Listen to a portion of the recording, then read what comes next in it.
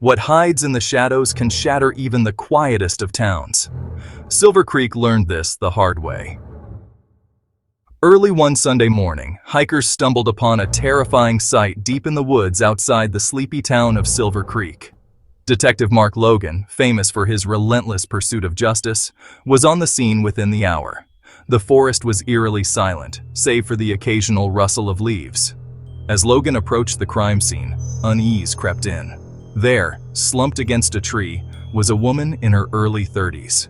Her body covered in scratches, her clothes torn. The expression on her face was haunting, eyes wide open, frozen in terror.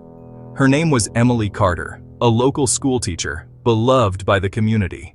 But here, in this desolate part of the woods, her life had ended in unspeakable violence. A thin line of blood trailed from her mouth, with bruises marking her neck, a clear sign of strangulation.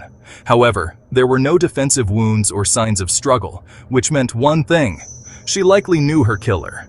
As Logan and his team combed the area for clues, they found something unusual.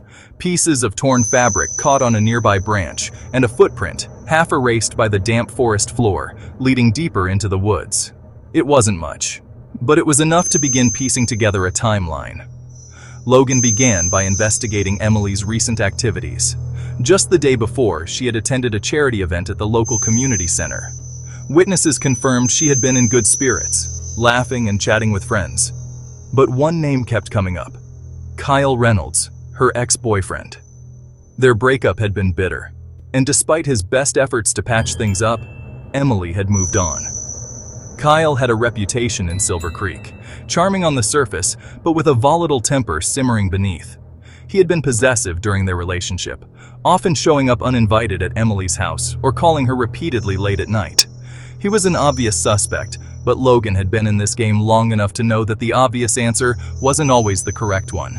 Kyle was brought in for questioning. He didn't deny that he had tried to rekindle his relationship with Emily, but he maintained that they had parted ways on decent terms. "I loved her," Kyle said, his voice cracking as he sat across from Logan in the interrogation room. "I would never hurt her.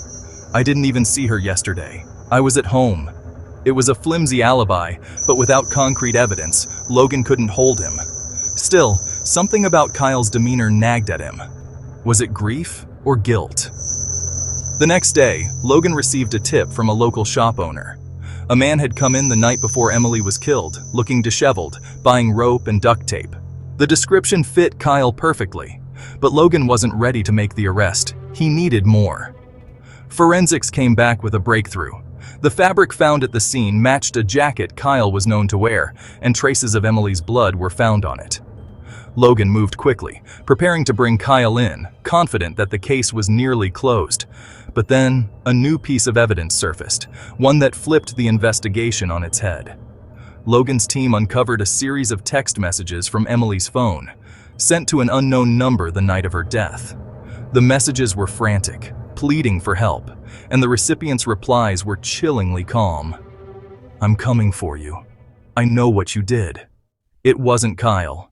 The phone number belonged to someone else, Ryan Peters, a friend of Kyle's, and someone who had been hovering on the edges of the investigation. Quiet, unassuming, Ryan had stayed out of the spotlight, but Logan's instincts told him there was more to the story. Ryan and Kyle had been close since high school, but while Kyle had always been the center of attention, Ryan had lived in his shadow, a shadow that had grown darker and more dangerous as the years went on. Logan began to suspect that Ryan had harbored a secret obsession with Emily, and when he realized she would never be his, he had snapped. Logan tracked down Ryan to his small cabin on the outskirts of town. The place was a mess, clothes strewn everywhere, papers scattered across the floor. And in the corner, hidden under a pile of dirty laundry, was the duct tape and rope the shop owner had mentioned. Ryan denied everything at first, his voice shaking as he was brought into the station. But when presented with the evidence, the messages, the rope, the fabric, his facade crumbled. "I didn't mean to," Ryan muttered, tears streaming down his face. "She wasn't supposed to be in the woods that night. I just wanted to scare her, make her see me. But she screamed and I..." Logan cut him off, knowing the confession had already sealed his fate. Ryan had followed Emily into the woods, intent on confronting her about her rejection. But when she had panicked and tried to run, he had snapped, strangling her in a fit of rage. Kyle, while far from innocent in his harassment of Emily, had been telling the truth. He wasn't the killer. It was Ryan's twisted obsession and jealousy that had driven him to murder. As Ryan was led away in cuffs, Logan stood at the edge of the woods, the early morning fog creeping between the trees. The town of Silver Creek would never be the same, haunted by the whispers of what had happened in the dark. Emily's life had been stolen in the silence of the forest, but justice, at least, had found its way through the shadows.